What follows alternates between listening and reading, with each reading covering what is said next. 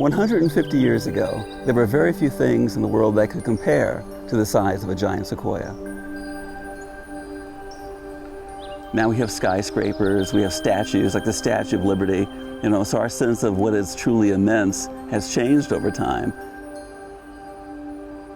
But I think that even though we have this exaggerated sense of what constitutes the large or the magnificent or the vast, when you're in the presence of a giant sequoia, I think that we adjust ourselves to its scale, and once we make that adjustment, you can easily be overwhelmed by it. I mean, it's not just that there's one, there's a forest of them, so it's pretty impressive. It's rare for a sequoia to be 300 feet tall. They're usually not quite as tall as a football field is long, but they can easily be 20 to 30 feet in diameter at ground level. As you get close to these trees, it's amazing how large and impressive they truly are. These trees are thousands of years old, whether they're closer to 1 or 2 or 3,000 years of age.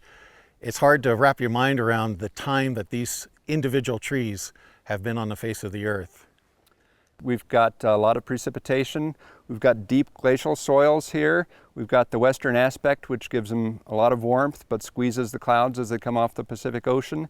And it's just the perfect condition for growing the biggest trees in the world. There's people visiting this area from all over the world, and they come to the Mariposa Grove and they think all the trees are big.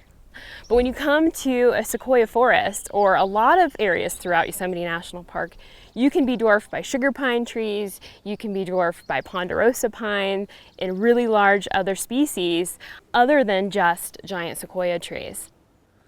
So this is certainly a big tree by anyone's measure. Not as big as the biggest sugar pines in the world, but in any setting, a magnificent specimen. But just dwarfed when you look over your shoulder at the giant sequoias here. So that magnificent sugar pine we were looking at, viewing it from here in the shadow of this giant sequoia, looks puny by comparison.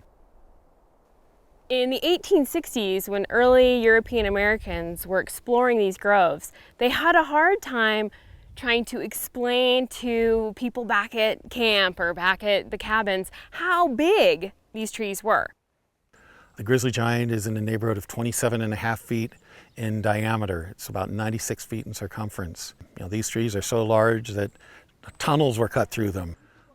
So you'll find a lot of old photographs of early stagecoaches, horse-drawn stages, whole troops of cavalry lined up on fallen trees just to try to showcase their mammoth size.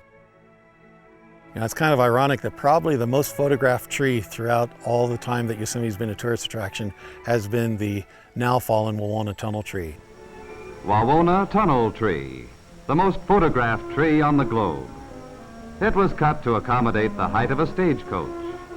The tree that you can drive through, there were a lot of photographs of that tree. It became part of popular culture. And some people probably even disbelieved, is there really a tree that you can drive through? Is there a tree so big that you can put a road through it? Nah, I don't believe that. You're gonna have to show me that. I think that had a lot to do with it, the fact that the car itself became a ruler, became a means of measuring. And something bigger than your car is pretty good size. For many people, a highlight to their trip to Yosemite National Park would be driving through a living tree, and this is what's become of that tree. The hole was originally cut back in 1881, and it stood fine in all its glory until the winter of 1968-69, when a severe snowstorm brought it down. One of the things about giant sequoia and their mortality is that usually it's caused by a wind in the wintertime and a heavy burden of snow.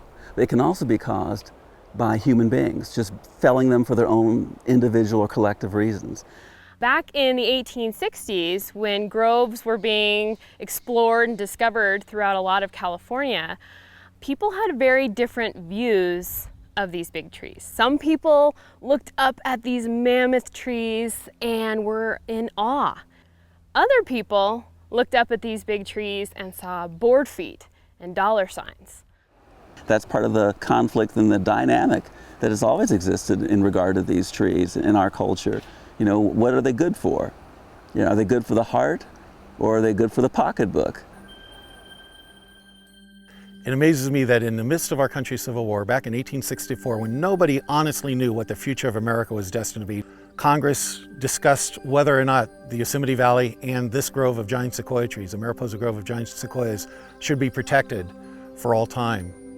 That idea of preserving a grove of big trees so they wouldn't be cut down by lumberjacks, so they wouldn't be harmed by humans, was the first idea of its kind that later led to the larger expansion of national parks in the western part of the United States. The idea of national parks is wrapped up in the roots of these big trees. You can't talk about national parks without talking about trees. You can't talk about being a ranger without talking. I mean, that's a giant sequoia that's right here. It's even in who we are as an agency. When people protected these trees, yes, they were protecting this unique ancient species, but they were literally protecting this tree. The fact that it's been standing here for hundreds of years, that when people come and visit this grove in another 100 years, hopefully this same tree will be what they're standing by, and it'll be even larger than what we see today. Many people describe when they find themselves in a sequoia forest that it's like entering a cathedral, and people begin to automatically talk in hushed tones. And there's just something about being in the presence of giant sequoias that seems to be contagious for many people. Maybe it's good to have something out there that dwarfs us, that's alive, that makes us realize that our concerns and our problems are really petty, are very small, and they're not really as big a problem as we think. I think that's the value of national parks to some degree, and the living extension of that are the giant sequoia, that we can be in their shade and feel that our problems are small.